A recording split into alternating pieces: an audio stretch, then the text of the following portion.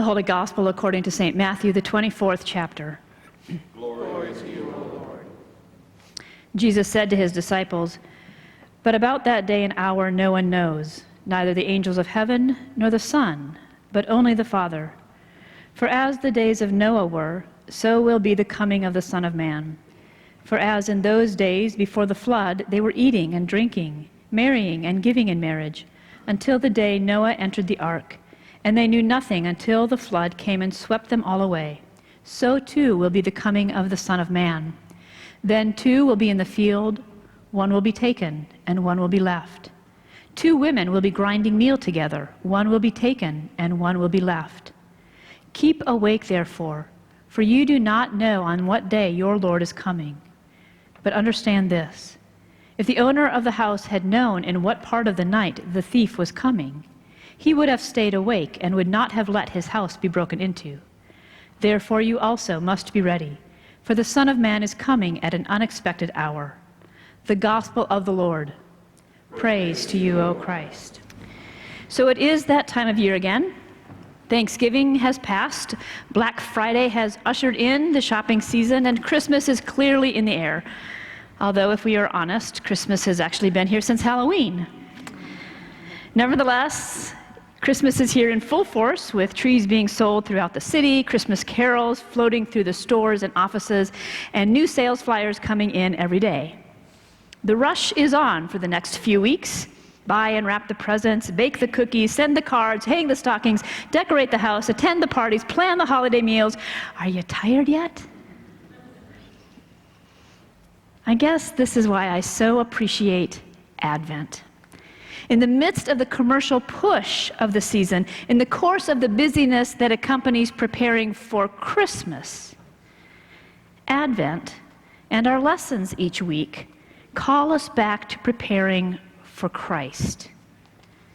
This, I suppose, is one of the reasons that our lessons for this first Sunday in Advent seem so incongruous with what is happening culturally. While the sights and sounds around us point to the sweet baby in the manger, or to Santa Claus coming to town, our lessons and hymns point us instead to the end times. They speak to the coming of Christ and to the judgment which God will bring in that day. And we are told right at the outset that we do not know when the Son of Man, when Jesus will return. He will come again, but when that happens, no one knows. Therefore, Jesus gives this warning: to be prepared, to keep awake and alert so that we may not be kept or caught unawares. It is, he says, as in the days of Noah. Like those ancient people, we are going about our daily lives, eating, drinking, driving to soccer games and dance practice and doctor's visits, getting groceries and running errands, paying bills, attending to family commitments, doing what we need to do each day. The flood caught the people of Noah's day unawares. Only Noah and his family survived. And the question Jesus raises is, will we be caught unawares when he returns? Keep awake, therefore, for you do not know on what day your Lord is coming. But understand this: if the owner of the house had known in what part of the night the thief was coming, he would have stayed awake and would not have let his house be broken into. Therefore, you also must be ready, for the Son of Man is coming at an unexpected hour. Now, the purpose of this passage is not, as some might interpret it, to instill such fear and uncertainty as to question whether or not Jesus will claim us when he returns. Rather, its purpose is to restore in us the expectancy and watchfulness that is fitting for a people who claim to have hope. For when we take the scriptures seriously, we remember that one of the central hopes of the Christian faith is that God will one day reveal his kingdom in all its fullness and power. One day, the promised vision of Isaiah when the people shall beat their swords into plowshares and their spears into pruning hooks, when nation shall not lift up sword against nation, neither shall they learn war anymore. One day, this vision, maybe even today or tomorrow, this vision will become reality. A new dawn shall rise, the King will come, and all evil, sin, and death will be swept away forever. In the midst of our everyday living, we can forget this hope that sustains our faith. We can become immune to the promise of what will one day be. We can find ourselves sleepwalking through our lives. It's not that we are unaware of the things that are happening around us. In fact, we may be painfully aware of the needs of others or of the uncertainty of our own lives, or the state of the nation, the state of our world. Neither is this sleepiness a matter of a lack of purpose. Many of us have very clear goals for our lives for each day, and we know what we need to accomplish it and how to accomplish it.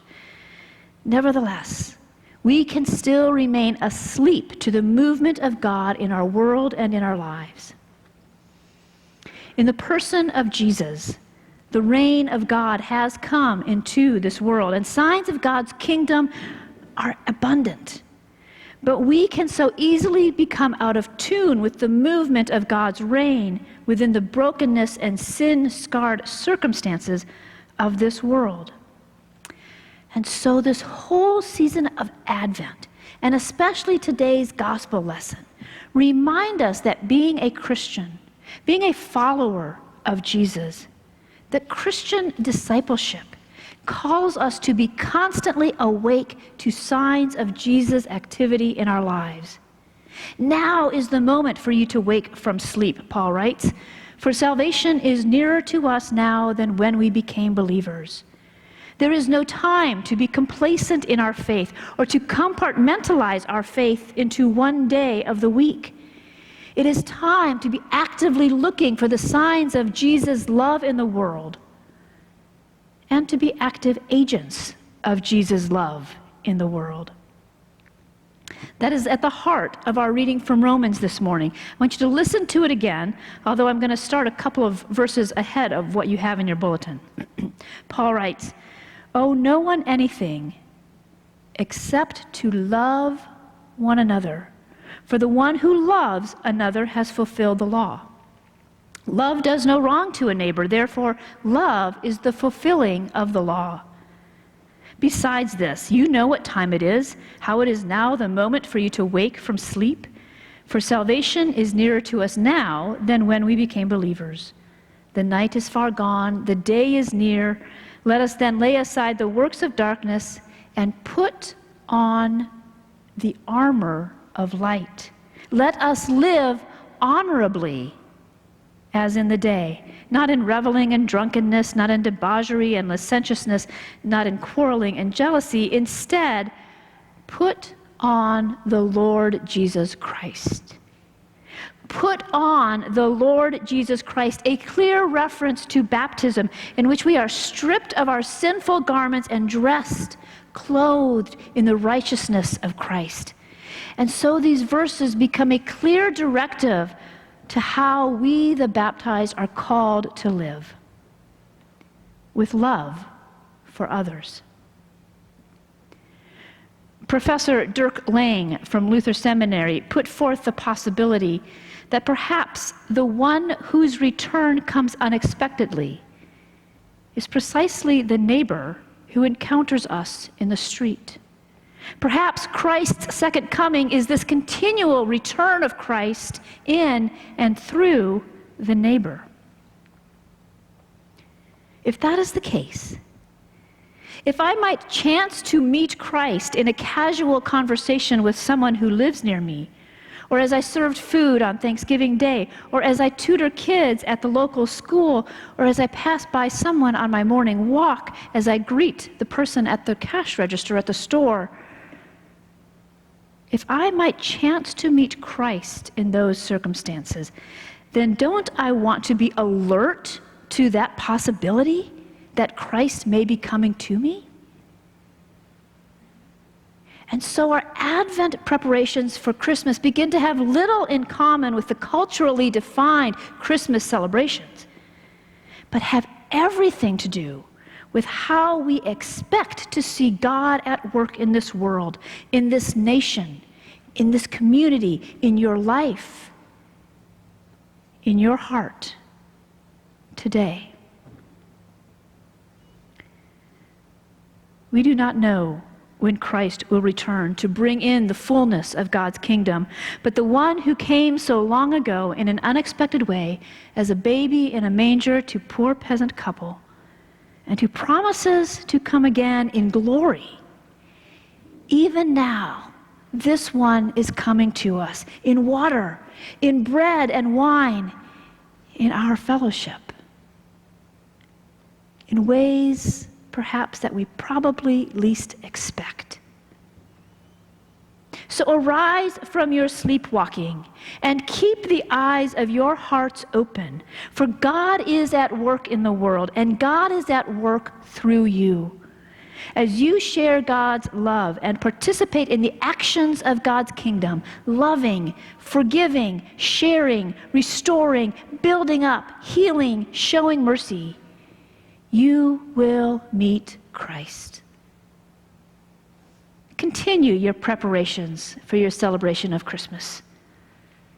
But do not forget as well to prepare for Christ. Keep awake, for the Son of Man is coming. Thanks be to God.